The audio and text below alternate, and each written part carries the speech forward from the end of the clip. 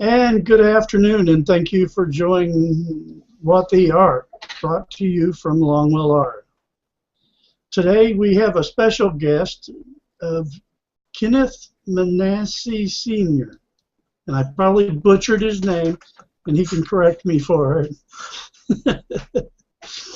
And today's subject is something that a lot of artists tend to forget. As long as they're making an art and everything is fine and smooth. And then when it comes to time to start selling their art, they forget that now they become a business. And there are certain things to do that makes a business successful.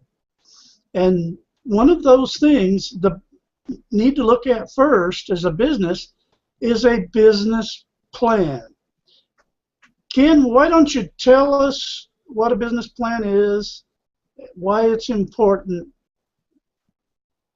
Sure. Well, thanks all. I appreciate you having me here, and I can say this, that my understanding of the importance of a plan goes back to actually high school. And when I was in high school, like so many others, I wanted to get a part-time job, a summertime job. So I had a good friend who was in the construction industry. So I begged and pleaded with him to let me go work on the construction site, and sure enough, he finally said, "Sure, let me bring you and see if the boss will okay. You can come on as a laborer and just get started, and maybe if you like it, you can get involved and become a construction guy." So obviously at high school, I thought, you know, hey, that's the cool thing. I could be a construction guy. So ended up obviously getting the job because of the fact that I had a good friend that convinced the project superintendent that I would be a good fit for them.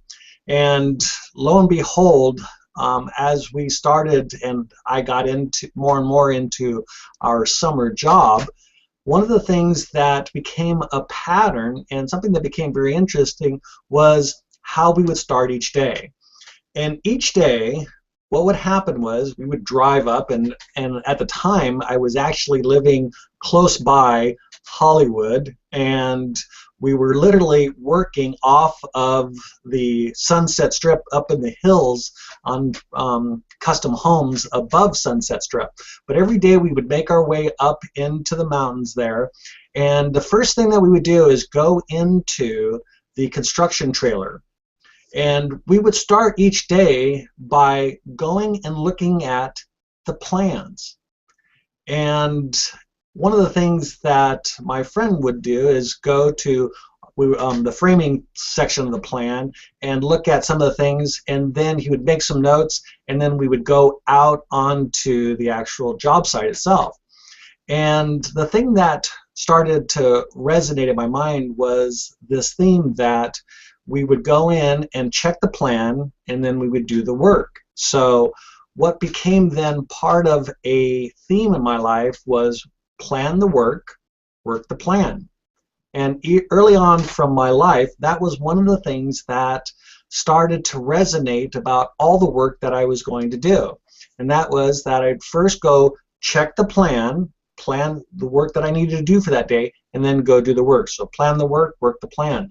So it just seemed natural that when I was now going to start a business, that this idea of plan the work, work the plan meant that I was going to need a business plan. So that's kind of how I got started with this idea of how important a business plan was, because it was actually ingrained as a young man doing a summer job. So now we fast forward here, I'm now into my 50s. I just celebrated my 50th birthday just this month, so now I'm a half a century old.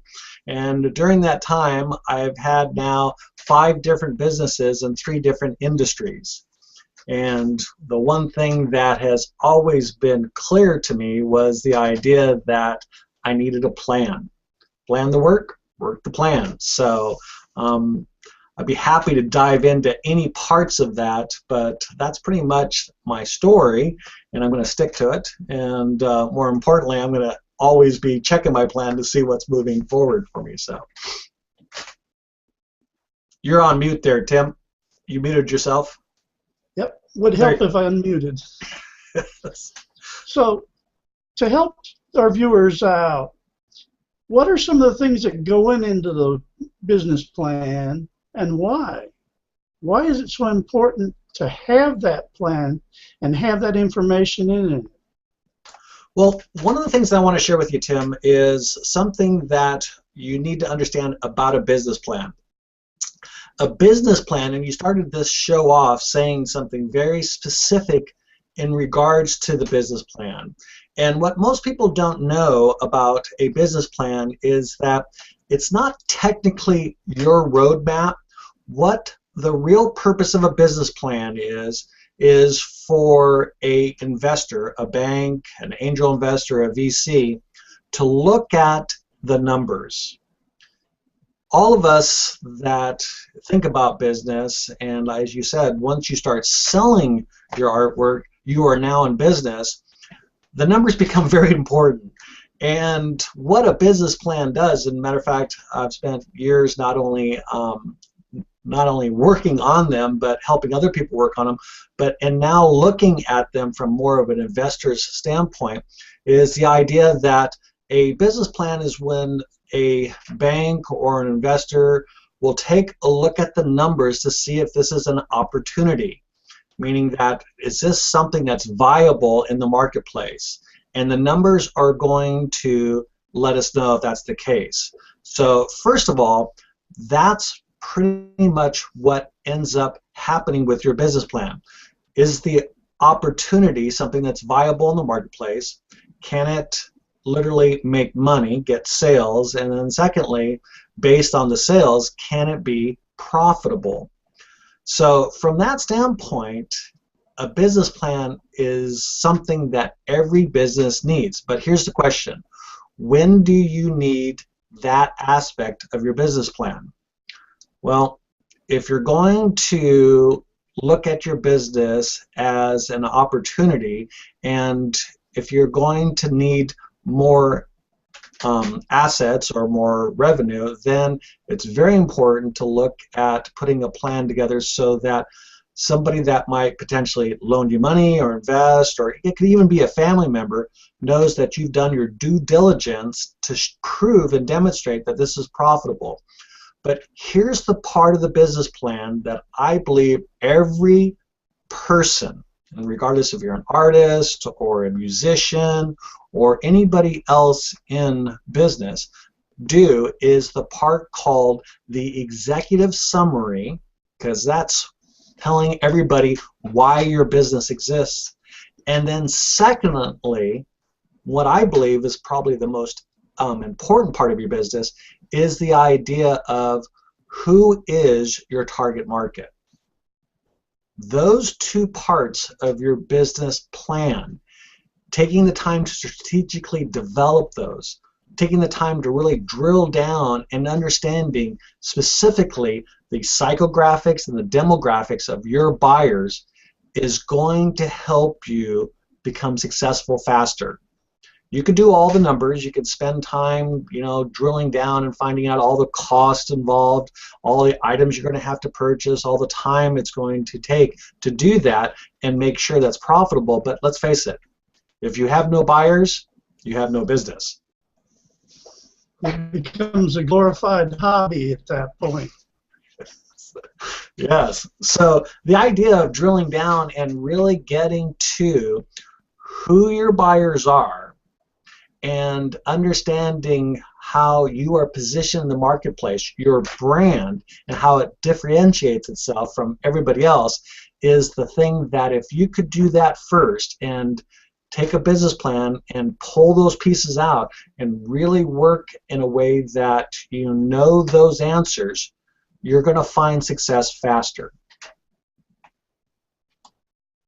Yeah, that's a very key point, because business plans for an artist are going to be different than, say, a 7-Eleven, as an example, because most times the sales avenues are different with the artist.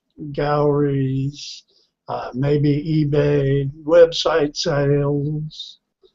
Whereas the investors are basically your collector.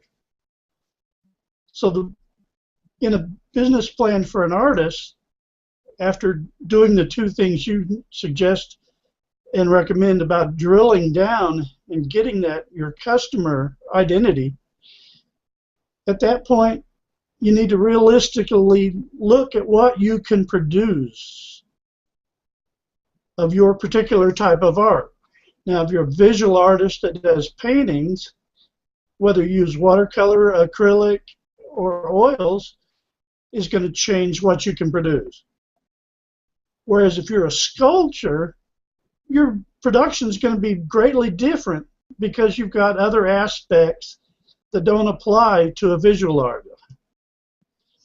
And these are things you need to add to that plan as an artist so that you know, basically you're setting up guideposts and goals that you reach on a regular basis so you can judge how successfully you're managing your business. Well, what are your feelings on that? And I agree. One of the things that a business plan is going to force you to answer is this question about how you're going to market. And as you were just describing there, Tim, about where it is that you're going to sell your products, where you're going to display them, who are going to be your primary customers, or more importantly, who are going to help you with your primary sales. Those kind of questions, as you really start drilling down and getting specific about those numbers, are what's going to help you understand the profitability of your work. And let's face it, at some point, as much as we love to do the things that we're passionate about, as a business, if we're not profitable, we're not going to stay in business. It's going to move back into that hobby phase, and we're going to have to go get a job. So I agree with you. You're going to have to really take time to figure that out and know specifically which areas that you can, what we talk about business, move the needle. There are certain things that you're going to have to produce on a regular basis that will allow you to stay profitable. And you need to know those things, which really means that you need to understand your market. So if you really want to move the needle, what we call, speeding up your business, it's being able to capture that first. What is it that people are buying and really wanting? And then as you start producing more of that, then drilling down and saying, okay, where is the profit margin in this? And then that way it's giving you a clear path of each day's work. Just like I was talking about starting off in high school. Plan the work, work the plan.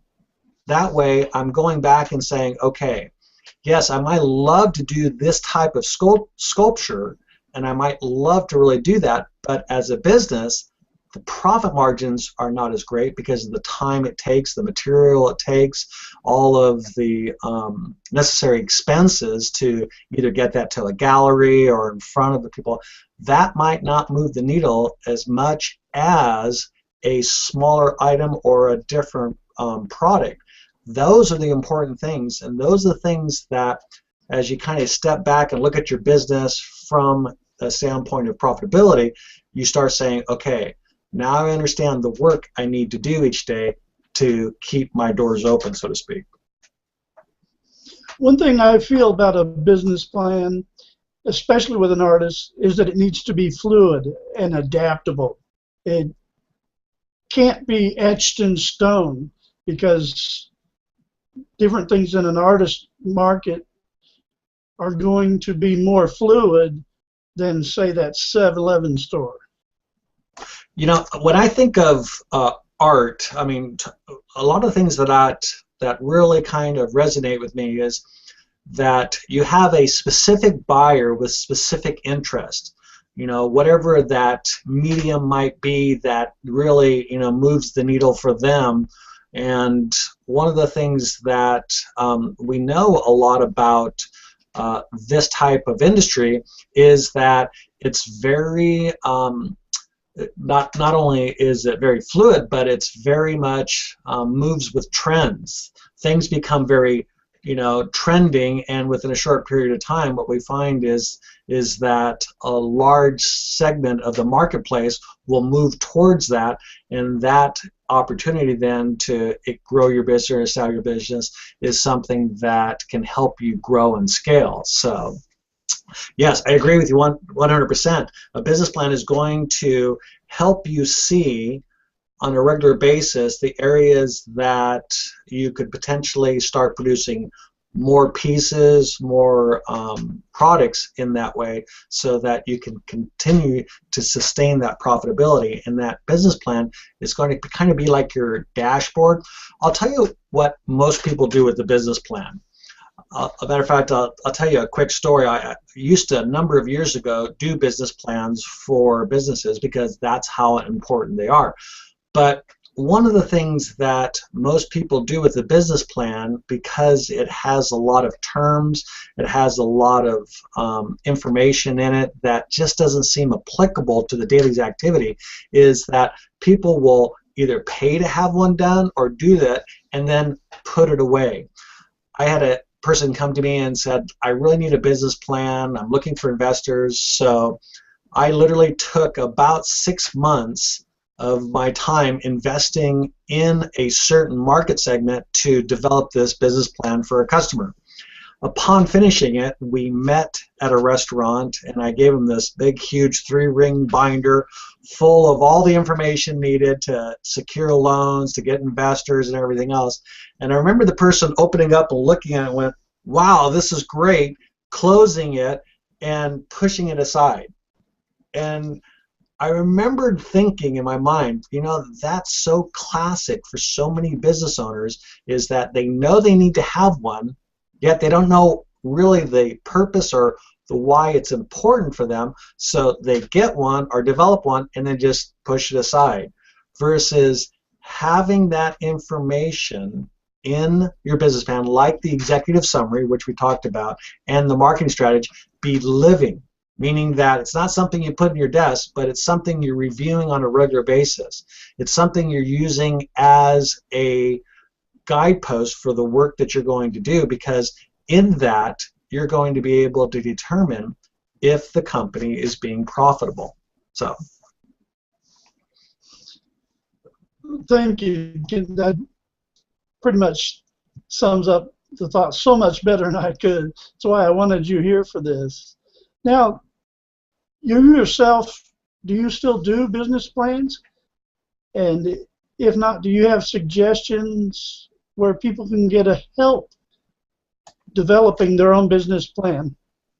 I don't do business plans anymore. I probably look and review 1 to 2 business plans a week from potential clients or for potential companies that I might want to consider investing in. So I don't do them anymore, but I can tell you this, that you can go online. There's a ton of different types of business plan, but here's what most people don't spend the time really doing, and that is, when they think about their business plan, they really think about the numbers, because obviously that's where all of this comes to a head. But what really is the part of the business plan that most people fail to do is what we call a strategic marketing plan. And what I like to say is this, is that before you invest your time, energy, and effort into a complete business plan, do a strategic marketing plan. A strategic marketing plan is going to tell you very quickly, so that you're not investing a lot of money, it's going to tell you the information that you need to make wise decisions about your business plan in regards to who is your targeted buyer. So let's drill this down, and we'll use you, Tim, as an example. Who are the people that buy your type of work? That's something I've actually still been working on. The price bracket is going to be those that comfortably at one time were known as middle-income families. Unfortunately, that needle is moving, and because of the movement of that needle, I'm having to reinvestigate that target audience and where it's moved to. Very good. And you said something that most people don't think in terms of. When they think in terms of creating a business plan, they start with the question, okay, how do I get this information? How do I build a plan? And really, the plan is not about how, it's about who. It's about who are your buyers, and if you just use this very simple formula that I've been teaching people now for 15 years, what we call a strategic marketing plan, you start with who. Who are my buyers? What do they want? And then how do they find or get that? So first is who. Who are my buyers? So are they just middle income people? Are they the high end bracket? Are they just the, what we call the three dominant buy patterns? You have what we know, and neuroscience have been teaching this for years. There are three dominant buy patterns. You're always going to have the Walmart shopper, right? That's the low end shopper, or we call dominant buy pattern. And then you have the middle of the road. That's somebody that might not shop at Walmart for their clothes, so to speak. They might go to more of a maybe a boutique store, something that is a little more trending. And then you have those that shop at Nordstrom's or the high end. So you really need to know your buyers, their demographic and their psychographic. If you can drill down and really understand who they are, and just like you were saying, Tim, being in a place that know that certain things are going to affect those decisions, the economy, the seasons that we're in. I mean, purchase patterns are going to be different during different seasons and different times. It's like Christmas is coming up. We might, depending if we're on a budget, we might stay within that budget, or if we have somebody that we want to do something special for, we'll go outside of our budget. So understanding specifically their buy patterns. And then more importantly, now that we need to market in the times that we live in, how are they getting that information? What are they using to find those products? Are they using the internet? Are they using social media? Are they using galleries to find those? I mean, whatever it is, starting with the who, then what is it that they are actually wanting, or what is it that they're looking for? And then specifically, how? How are they getting that? How are they getting that information? How are they purchasing? Those three questions, who, what, how, is what we call the basis for a strategic marketing plan. You drill down on those and nail those down, then that can literally take you just a short period of time to implement that into your overall business plan, because now you have a grasp on who it is that your buyer is, what it is that they have need of or what they want, and then how they're getting it. That is the easiest thing you can do as a business owner, and then transfer that information into your business plan. Does that make sense? Oh, it makes perfect sense. And it simplifies it in a way that I knew you could. I'm going to do a shameless plug for you here. If you haven't watched Ken on his Micro Minutes Hangout on Air, and you run a business of any kind or do any kind of sales anywhere, go watch some of his previous shows. Watch his recurring shows. The amount of stuff that Ken gives away for free is just phenomenal and so useful. And I'm probably embarrassing him here from the infusion, but it's just that good and that important to your business. Well, what I like to say, Tim, was that in kindergarten was the only time I got straight A's. After that, it was all downhill. So I know I'm not the smartest person in the room, but I've known this over the years. I'm willing to raise my hand and ask for help or ask a question. So one of the things that I like to do with the micro-minute show that we do each week with the rule breaker, Mr. Phil Boyer, is try to bring all of these concepts, these ideas, these terminologies, all this thing that can seem foreign for so many people when they start out, and really break them down and make them usable and make common sense out of them so that you can get traction fast. You know, here's the sad part about entrepreneurship.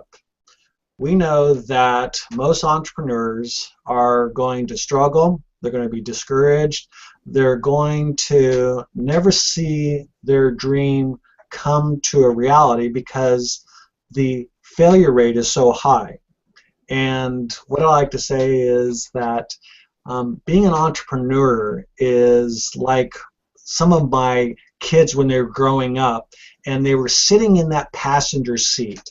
And all those years watching me drive, when they got to the age of 16, they said, okay, I can do this, I know how to drive, don't worry.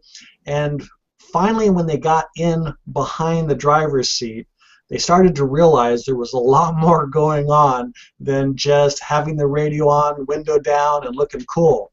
There was a lot of other things they needed to know if they were going to be successful in getting from A to B. And the reason why I knew I was failing partly on that job was because I was getting the calls in the middle of the night saying, the car won't start, it's making this sound, it won't do this. I realized in a short period of time that what I wasn't doing as a parent was giving them the necessary specific tools to be successful driving. As in business, there are some specific necessary tools you need to have in your toolbox to be successful. And obviously, this idea of becoming an entrepreneur and having a successful business, there's some key things that entrepreneurs need to know. So that's why we do the show. That's why I love helping, because I know that when I started off and was trying to figure it all out, I didn't know who to ask. I didn't know what I didn't know. And more importantly, I needed somebody to answer my questions. So I love doing this kind of stuff. I love doing our show to make sure that we do just that, answer people's questions. And like I said, that's a show I recommend that anybody in business at least take a look at it. Now we're going to transition a little bit in topics here. After I do a quick let everybody know, I've put links in the bottom of the event in the comment section that you can go, you can get information from the Small Business Administration. There's an agency they support that's called SCORE. It's an organization of retired executives. You can go there for advice in your local area. You can go find others like Ken. There's also several different types of walkthroughs on building a business plan. So hopefully those will be a benefit from you. Now we're going to put Ken on the spot here and ask him, is there anything specific about art that you would like at least me to attempt to answer? Yeah, I've got lots of questions, but I'm actually somebody who has an art background. Not that I'm an artist by any means, but the very first picture that I ever drew was in an art class in high school, and it was an oil painting, and it was of one of my favorite guitarists, which at the time was Jimmy Page from Led Zeppelin. It was an art class, and we had to do an oil painting, and I drew that that picture of him, and I don't know where it ended up. I'm sure it ended up in the trash can.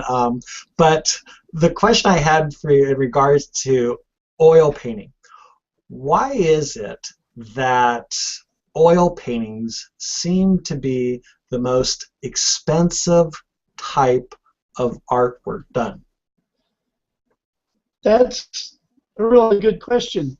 And I think a lot of it has to do, that's what the old masters used. The longevity, the durability, the certainty that 100, 200 years down the road, this purchase that you bought is still going to be the same as the day you bought it. We're still learning about acrylics. Watercolors, to a large degree, are still viewed by many as an intro to art tool, like the pencil. It's not to say that there's not some beautiful work there and some people out there that do it well and justify the price they guesses. It's the public perception of that longevity. Acrylics are too new. Watercolors are done on paper. Oils have proven their track record. I like it. I was going to ask you my follow-up question for that. If somebody were to find that piece of artwork that I did, and I am now deceased and passed, would that be worth more money? I think a lot of that has to do with the buyers in the art market. You're an unknown. As a collector, of somebody that collects Led Zeppelin paraphernalia and keepsakes and like that, in that line it might be. Not because it's an oil painting or because Ken did it, but because of the cult, if you will, surrounding that individual. Great Whereas answer. in the oil and art venue, nobody knows you. It wouldn't mean anything to them. Oh, that's so-and-so. Who did it? Oh, don't know him. Like, he must not have done anything. Well, so there was my opportunity. I was going to leave that in the will for one of my kids. So. Well, you never know. It depends on how long the Led Zeppelin memory lasts. Makes me feel old. I know what really made me feel old is that I think I saw an interview just recently with Jimmy Page. It was on the morning show, and he still has a lot of hair. I thought, like, I know he's got to be at least 10, 15, 20 years older than me, and I have less hair. I knew at that point I would probably never be a rock star, so it's okay. I'll just continue on in the business world. Okay, well, if we can get the camera work. Oh, do you have any more questions? Let's give you another shot. I think that covers it. I think that obviously lets me know that my oil painting, if it ever survived, probably isn't worth that much. So I'm okay now then. Okay. Well, we're going to try to get the camera working over on the easel. And if we can, let's see. Are you seeing it now? I'm still seeing I'm not seeing the easel camera. I'm still seeing your camera. And I'm not sure why that's not giving us what we need. Unfortunately, I guess then, since I can't do that, I don't think this one will zoom enough. Let me stop the presenting here. Back to that. And let's see if it'll let us zoom in enough to the easel. I don't think so. So I do want to go that way. And then I'll just move that camera stand out of the way. Don't be too picky.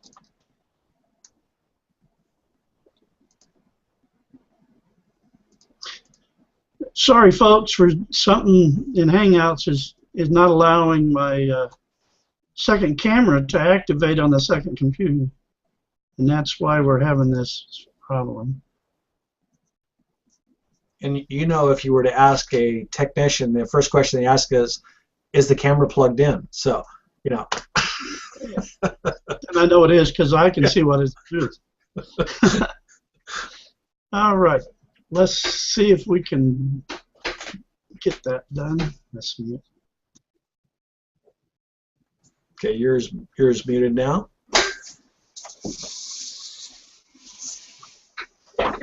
Let's see.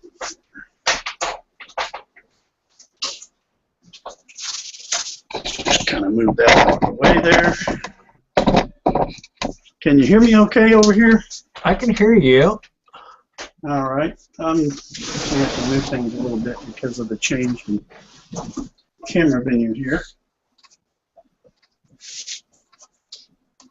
And what we're going to do is, these are the colors.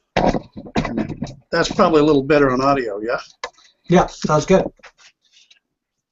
The colors we have here is cadmium yellow medium, vermilion red, burnt sienna, and dioxazine purple. Now what we're going to do with these is we're going to create an evening sunset type sky. I'm going to show you how I do that. And you always start with, personally, I always start with my center sky area, and I just kind of get the paint across here in the thickness that I want it.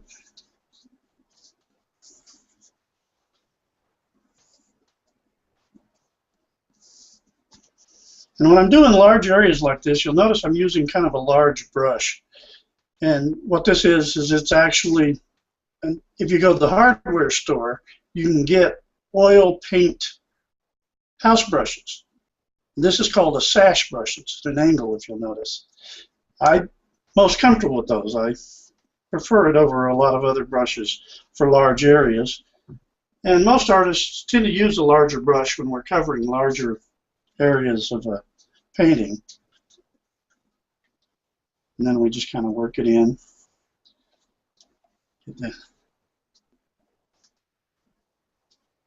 Got a little bit of a bristle there, which is normal.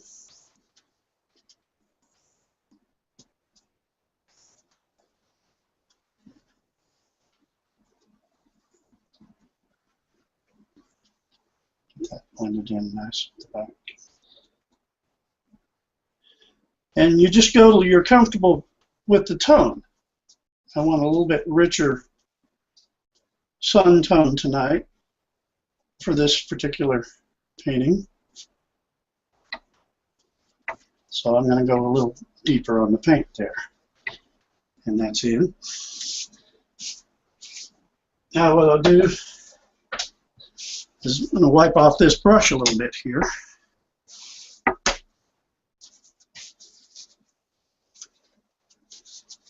Get some of the yellow off of it because I don't want to change my orange too much. But I do want to keep some of it there. So now I'm going to go in and I'm going to take this vermilion red. I'm kind of do the same thing. Kind of skip across the sky there and get the color in the way I want it. And across there. Can I ask a question? Can you hear me okay? Sure, I can hear you fine. Go ahead. Now, are you painting based on a picture you're seeing, or is this just out of memory or just something you're visualizing in your head? This is in my head. This is something that I've traveled a lot, as I mentioned before, in some of my shows and on other HOAs with people, is that at one time I traveled this country almost 3.5 million miles driving semi and traveling a car for business and stuff. And you see a lot of different things out there in life. And I've always been a highly observant person, so I tend to record well and recall. And so I can remember some of the things that I've seen, photographs maybe I've taken over the years I might use for reference, or just simply standing outside and painting what I see as I'm painting. And it all depends on the mood I'm in and what I'm working with at that particular time. Now, if you notice here, what I did is I went in and I got the last of that yellow. If you notice, it's a lot more orangey there. what we're going to do is we're going to go right in here, and we're going to kind of mix that sky together a little bit so that it kind of blends together.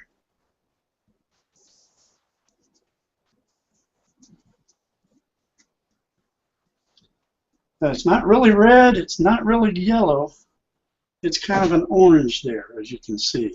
And I go back here and I get a little bit more red and bring my sky up just a little bit higher and blend in a little darker to thin that area of the orange there.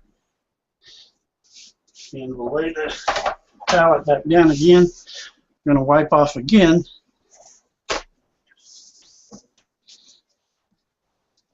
And at that point, this boring part is the cleaning. Unfortunately, it's necessary sometimes, though, to get the effect you want. And this would actually be the case whether you were using acrylic, watercolor, or oils. That sometimes you even have to go as far as, if you don't have multiple brushes of a particular type you're using at that given time, you might have to go in and actually clean the brush in some type of cleaner, whether it be mineral spirits or some of the commercial cleaners that are available there. And go through here, kind of put that purple up there. So you can see that this night sky is starting to come in a little bit there.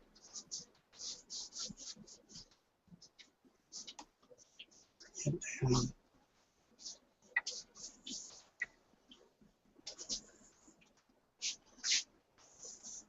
You do this after a while. If you notice, I've actually used pretty much all of the color of each color that I've had there. And it comes with practice, knowing what you need. Okay, we got that. And sometimes you get a bristle in like this. Well, if I go right in there, I'm going to put a great big purple spot in there. And I don't want a purple spot in there, so the hair will wind up covered up with paint. And that'll be the end of it. I'm going to go over here, get a little bit of this, what's left of the red. I'm just going to go through here, start blending.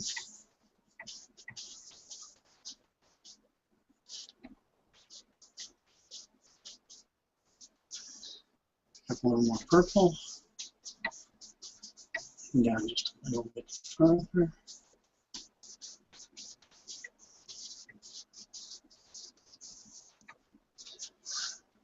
Now here's where the blending comes in. I was going to go ahead and do the bottom part for the ground here, but I would have to clean the brush. I can do that real quick with another brush. We'll just do that with it.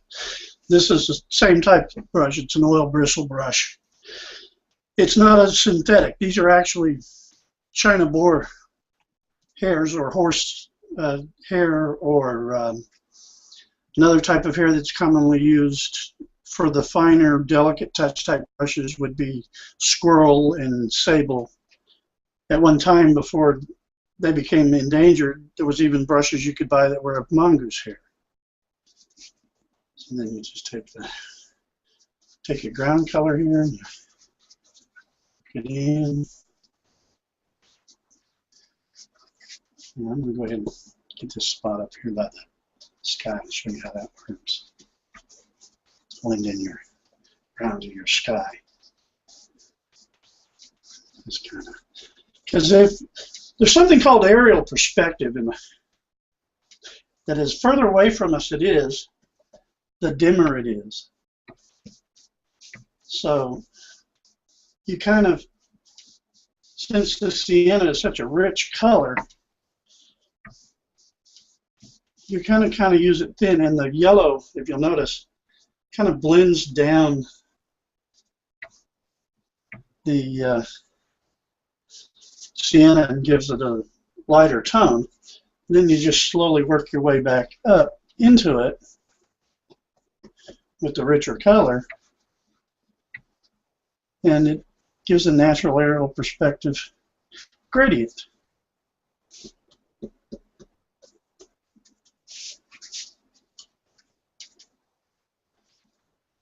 And I didn't get quite enough paint on there. I can finish it with that. Tim, can I ask you a question? Sure, go ahead. this is probably different for every artist, but when do you feel like it's done? Or do you ever feel like it's ever done? I guess it depends on what I'm working on. It's real easy to let my perfectionism get in the way, at which point it gets that never done. But it's a case of when I can't, for me, it's if I can't think of what else to put on it right now to make it better, then it's time I put the brush down and quit. Let it dry for a few days. Let's see if we can turn this here just a little bit. So, and here's the $64,000 question. When do you sign it? After everything is done and I've let it dry so that the signature doesn't blend in with any wet paint that's on the painting, so that the color I use, usually what I'll do, like for this one, this painting, if I get the little bit darker tone here, because I'd have to go get some more burnt sienna, the tone I would use in here to darken it up, I couldn't use burnt sienna to sign it. It wouldn't show up. So what I would do is then I would either use a burnt umber or a black to sign it. Or depending on the gradations in here, I might even use the red or the purple to make the signature of the painting there. Depending, and it's all going to depend on what this bottom 2.5 inches is in color depth. But I don't know if you can see it, and it looks like it there, but if you'll notice now, the way this painting is all laid in, it looks like there's various gradations. There may be little hills and different things here. And now what we're going to do is we're going to use a very special brush. Now this particular brush is made out of goat hair. It's very, very fine. It's like the women's camel hair makeup brushes. It's that kind of soft. Now if you notice what I'm going to do here, I'm just going to go through here, and right in here I'm just going to lightly blend in the colors a little bit. Now just using kind of the corner of the brush and just lightly touching it in, doing the same here along the ground, the horizon. Then I'll do the same up here with the other side of it. Notice I only used, see if it'll show there, I only used part of the bristles. So now I can use the other side, and I don't lighten my color up on the other, and I can go up here and blend in this guy here. If you get a little spot like that, you use your lighter color, kind of just blend it in. And there, now you have a nice smooth gradient, ground to horizon to sky, as it changes colors for the evening sky. And it's just that simple. Very nice. Now, when you sign it, do you always sign it in the right-hand corner, or does it even matter? You know, I don't know if it matters or not, and I probably should check.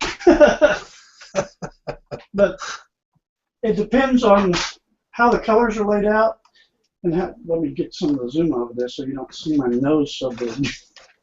It's big enough as it is while you're looking at it. There we go.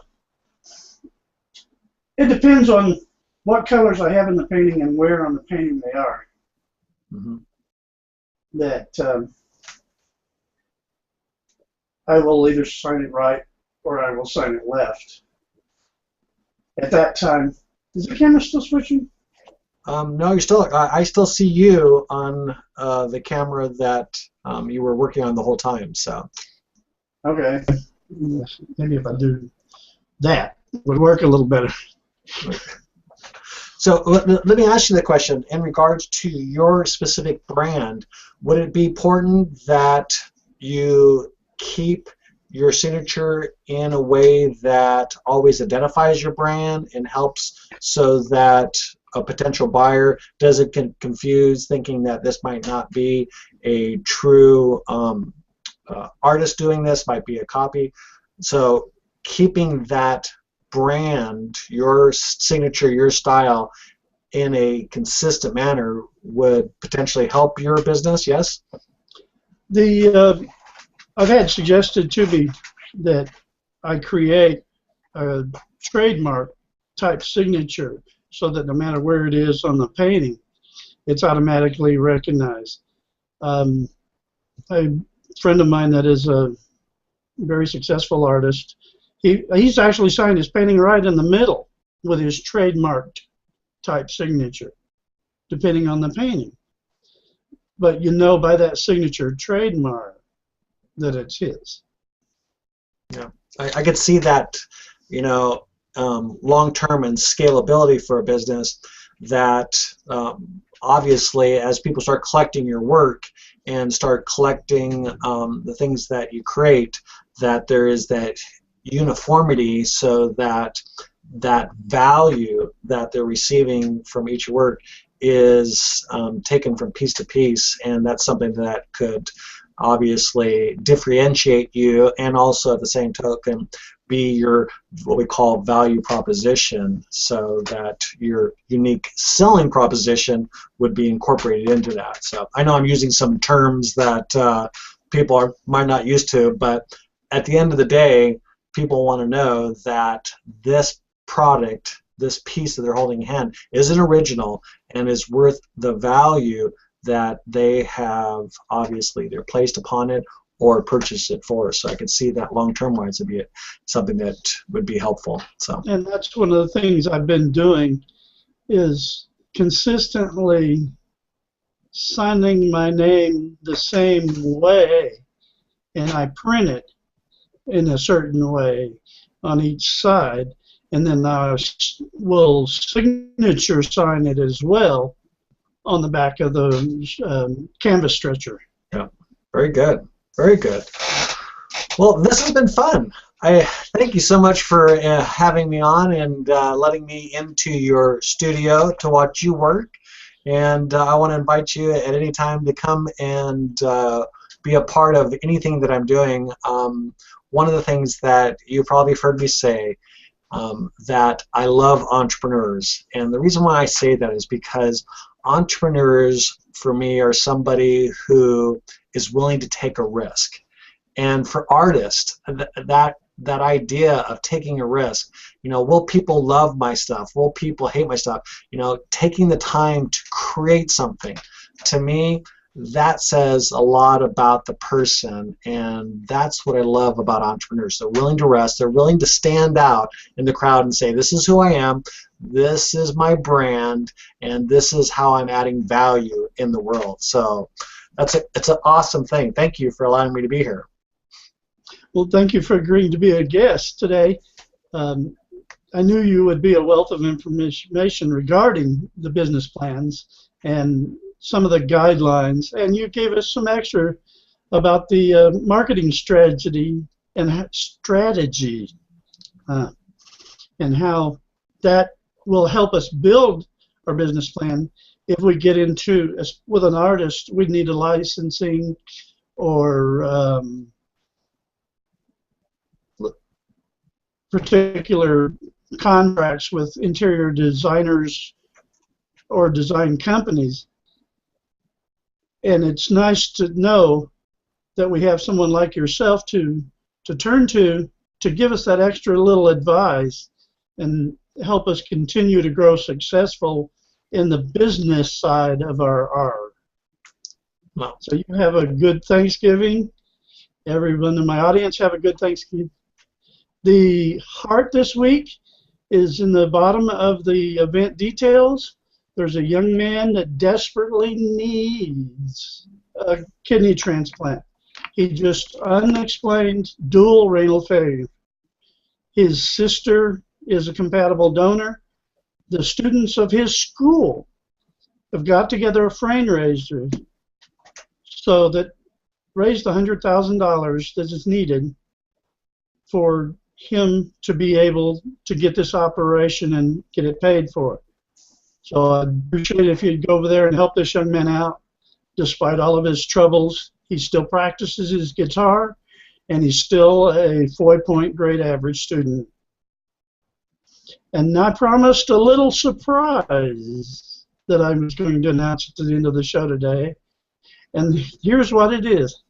I want to give you one of my paintings, but there's a cat.